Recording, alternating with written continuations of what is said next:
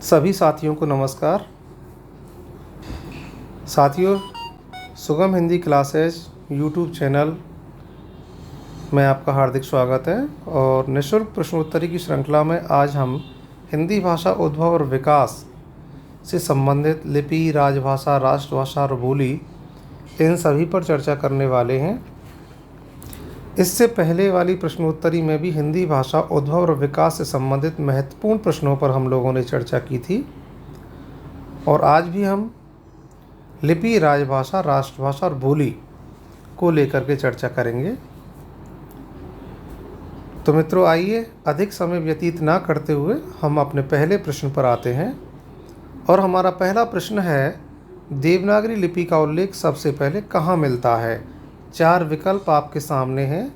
पहला विकल्प है अशोक के शिलालेख में, दूसरा ऋग्वेद में, तीसरा जयभट्ट के शिलालेख में और चौथा भट्ट केदार के शिलालेख में। तो बताइए इसमें सही आंसर क्या होगा? तो मित्रों, इसमें सही आंसर हो जाएगा तीसरा, जयभट्ट के शिलालेख में। हम जानते हैं देवनागरी लिपि का सबसे पहले प्रयोग गुजरात के राजा जयभट्ट के एक शिलालेख में हुआ है 7वीं-8वीं सदी में। तो तीसरा विकल्प बिल्कुल सही है। अगले प्रश्न पर चलते हैं। अगला प्रश्न है, असत्य कथन बताइए। आपको असत्य कथन का चयन करना है। पहला विकल्प है इतिहास की दृष्टि से उर्दू हिंदी के बाद की भाषा है। दूसरा, उर्दू में फारसी शब्दों का प्रभाव है। तीसरा, उर्दू का शाब्दिक अर्थ छावनी है। चौथा, उर्दू और हिंदी लिपियों में भेद नहीं है। तो बताइए सही आंसर क्या होगा? तो देखिए मित्रों, इतिहास की दृष्टि से उर्दू हिंदी के बाद की भाषा है, ये बिल्कुल सही है। उर्दू में फारसी शब्दों का प्रभाव है, ये भी सही है। उर्दू शब्द का शाब्दिक अर्थ छावनी है या शाही खेमा है, बिल्कुल सही है। उर्दू और हिंदी लिपियों में भेद नहीं है, ये विकल्प गलत है। तो सही उत्तर चौथा हो जाएगा, क्योंकि उर्दू और हिंदी लिपियों में भेद है। नहीं शब्द का प्रयोग कर देने से यह कथन असत्य हो गया। आइए अगले प्रश्न पर चलते हैं। अगला प्रश्न है, नागरी लिपि कौन सी लिपि का विकसित रूप है? तो 4 विकल्प आपके सामने हैं। पहला ब्राह्मी लिपि, दूसरा सैंधव लिपि, तीसरा खरोष्ठी लिपि और चौथा है शारदा लिपि। तो आप बताइए इसमें सही उत्तर क्या होगा?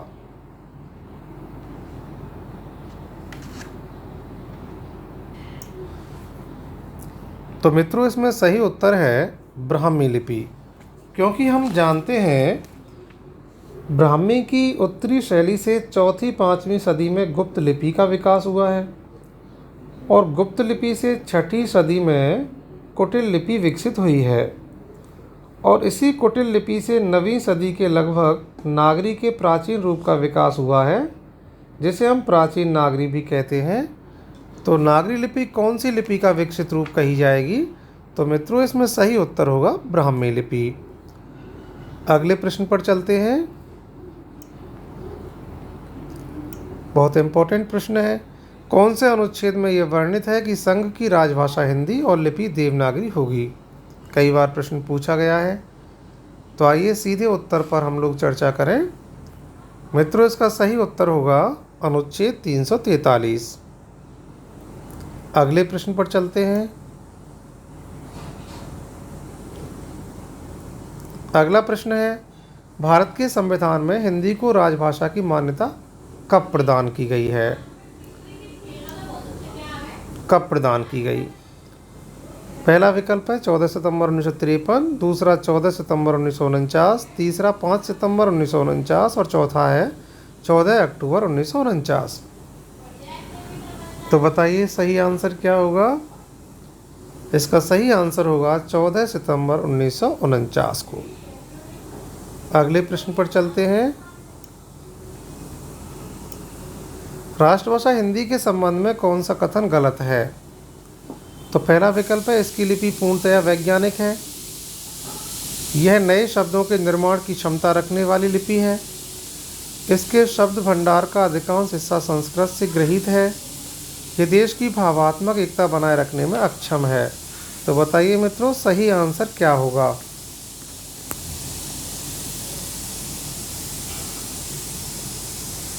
तो देखिए इसकी लिपि पूर्णतया वैज्ञानिक है, ये कथन तो सही है। यह नए शब्दों के निर्माण की क्षमता रखने वाली लिपि भी है, ये कथन भी सही है। इसके शब्द भंडार का अधिकांश हिस्सा संस्कृत से ग्रहित है, ये भी सही है। यह देश की भावात्मक एकता बनाए रखने में सक्षम है। इसका मतलब चौथा कथन इसका गलत हो गया। अगले प्रश्न पर चर्चा करते हैं। अगला प्रश्न है, किस व्यक्ति ने हिंदी, हिंदुस्तानी, उर्दू व रेखता में अंतर नहीं किया? ग्रियर्सन, गाडसादा तासी, गिलक्राइस्ट और श्याम सुंदर दास। तो बताइए सही आंसर क्या होगा? किस व्यक्ति ने हिंदी, हिंदुस्तानी, उर्दू और रेखता में अंतर नहीं किया? तो मित्रों इसका सही आंसर है तीसरा, गिलक्राइस्ट। अगला प्रश्न देखते हैं। देवनागरी लिपि के संबंध में संगत कथन बताइए। देवनागरी लिपि अक्षरिक लिपि है। इसका प्रत्येक अक्षर उच्चरित होता है। इसकी वर्णमाला का वर्णक्रम वैज्ञानिक है। उक्त सभी। तो बताइए सही आंसर क्या होगा? तो मित्रों देवनागरी लिपि अक्षरात्मक लिपि है, बिल्कुल सही है। इसका प्रत्येक अक्षर उच्चरित होता है। इसकी वर्णमाला का वर्णक्रम भी वैज्ञानिक है। इसका मतलब चारों ही विकल्प संगत हैं, चौथा विकल्प बिल्कुल सही है। देवनागरी लिपि अक्षरिक लिपि है, प्रत्येक अक्षर उच्चरित होता है, वर्णक्रम इसका वैज्ञानिक है और ये बाएं से दाईं ओर लिखी जाती है। देवनागरी लिपि में वर्णों की संख्या 52 मानी गई है ना। तो इस तरह से ये इसके चारों ही विकल्प सही हैं। अगले प्रश्न पर चर्चा करते हैं।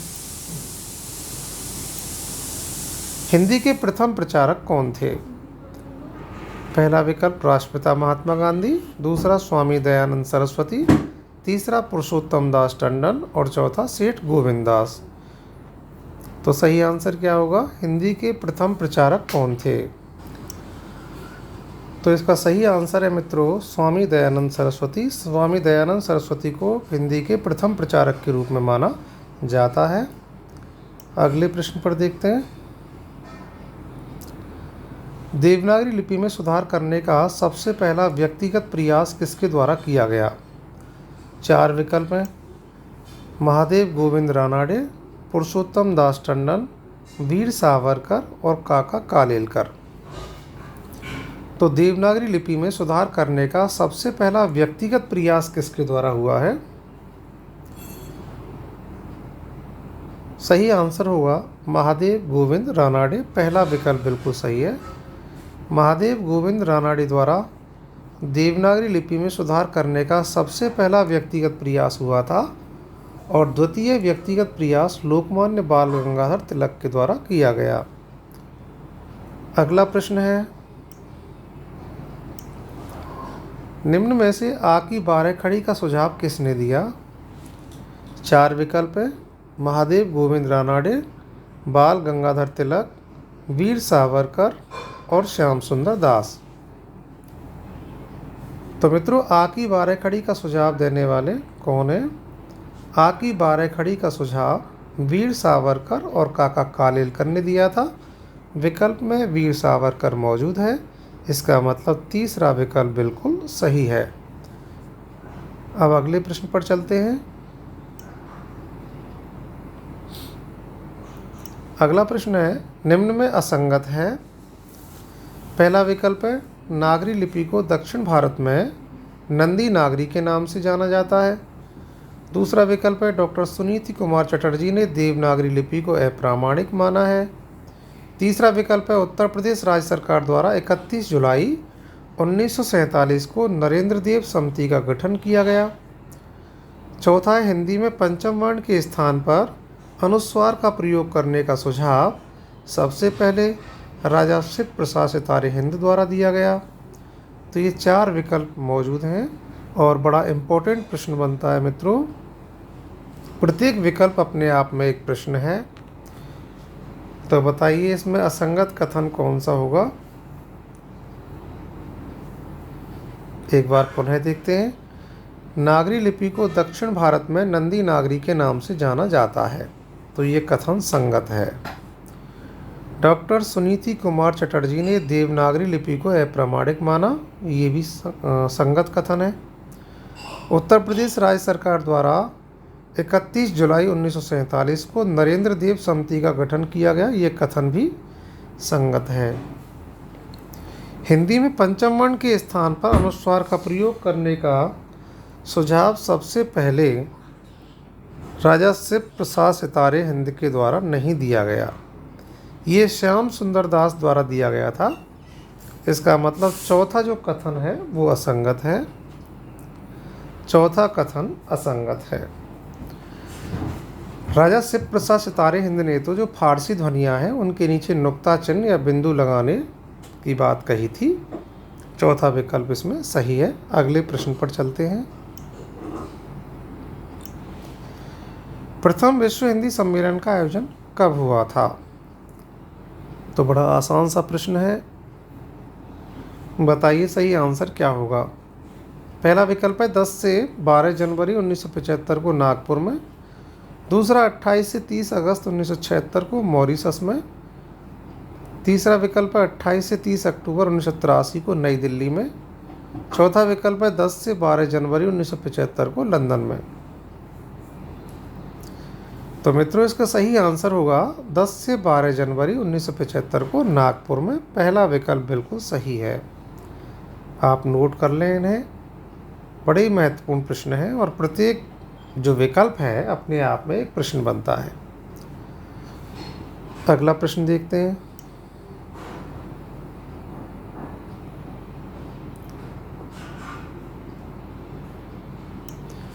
अगला प्रश्न है, भारतीय संविधान में किन अनुच्छेदों में राजभाषा संबंधी प्रावधान है? पहला विकल्प है 343 से 351 तक, दूसरा 434 से 500 तक, तीसरा 204 से 432 तक और चौथा विकल्प है 243 से 342 तक। तो सही आंसर क्या होगा? सही आंसर होगा पहला विकल्प 343 से 351 तक। अगला प्रश्न देखिए, निम्न में असंगत कथन है राजभाषा सरकारी कामकाज चलाने की आवश्यकता की उपज होती है। दूसरा विकल्प राजभाषा एक संवैधानिक शब्द है। अगला विकल्प राजभाषा की प्राथमिक शर्त राजनीतिक प्रशासनिक एकता कायम करना है। अगला विकल्प राजभाषा का प्रयोग क्षेत्र असीमित होता है। तो बताइए सही विकल्प क्या होगा? तो देखिए मित्रों, राजभाषा सरकारी कामकाज चलाने की आवश्यकता की उपज होती है, बिल्कुल सही है। राजभाषा राजकाज की भाषा है जिसमें राजकीय कार्य संपादित किए जाते हैं। दूसरा विकल्प राजभाषा एक संवैधानिक शब्द है, ये भी बिल्कुल सही है। राजभाषा एक संवैधानिक शब्द है। राजभाषा की प्राथमिक शर्त क्या है? राजनीतिक प्रशासनिक एकता कायम करना, ये भी बिल्कुल सही है। राजभाषा का प्रयोग क्षेत्र असीमित होता है, ये कथन असंगत है। राजभाषा का प्रयोग क्षेत्र सीमित होता है और राष्ट्रभाषा का प्रयोग क्षेत्र असीमित होता है। तो चौथा विकल्प जो है इसमें सही आंसर है। अगला प्रश्न देखें, निम्न में असंगत कथन है राष्ट्रभाषा राष्ट्रीय एकता और अंतर्राष्ट्रीय संवाद संपर्क की आवश्यकता की उपज है। राष्ट्रभाषा प्रयोगात्मक, व्यावहारिक व जन मान्यता प्राप्त शब्द है। राष्ट्रभाषा का प्रयोग क्षेत्र विस्तृत और देशव्यापी होता है। राष्ट्रभाषा स्वभाषा एवं परभाषा में से हो सकती है। तो बताइए मित्रों सही आंसर क्या होगा? पुनः देखते हैं। राष्ट्रभाषा राष्ट्रीय एकता एवं अंतर्राष्ट्रीय संवाद संपर्क की आवश्यकता की उपज है, बिल्कुल सही है। राष्ट्रभाषा प्रयोगात्मक, व्यावहारिक और जन मान्यता प्राप्त शब्द है, ये भी सही है। राष्ट्रभाषा का प्रयोग क्षेत्र विस्तृत और देशव्यापी होता है, ये भी सही है। राष्ट्रभाषा स्वभाषा एवं परभाषा में से हो सकती है, ये कथन असंगत है। देखिए मित्रों, हम जानते हैं राष्ट्रभाषा स्वभाषा में से ही हो सकती है, लेकिन राजभाषा स्वभाषा और परभाषा दोनों में से कोई एक हो सकती है। तो चौथा विकल्प इसमें असंगत है। अगला प्रश्न देखते हैं। अगला प्रश्न है, संविधान के किस अनुच्छेद के तहत हिंदी को संघ की राजभाषा घोषित किया गया? संविधान के किस अनुच्छेद के तहत हिंदी को संघ की राजभाषा घोषित किया गया? बताइए सही उत्तर क्या होगा। तो मित्रों इसमें सही उत्तर है अनुच्छेद 343। तीसरा विकल्प इसमें बिल्कुल सही है। संविधान के अनुच्छेद 343 के तहत हिंदी को संघ की राजभाषा घोषित कर दिया गया, इसीलिए तो राजभाषा संवैधानिक शब्द है। अगला प्रश्न देखते हैं।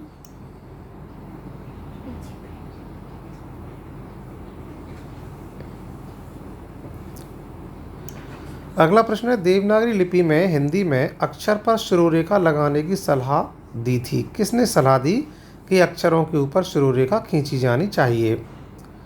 4 विकल्प हैं। हिंदी सम्मेलन में, नागरी प्रचारणी सभा ने, हिंदुस्तानी अकादमी ने, देवनागरी लिपि सुधार समिति ने।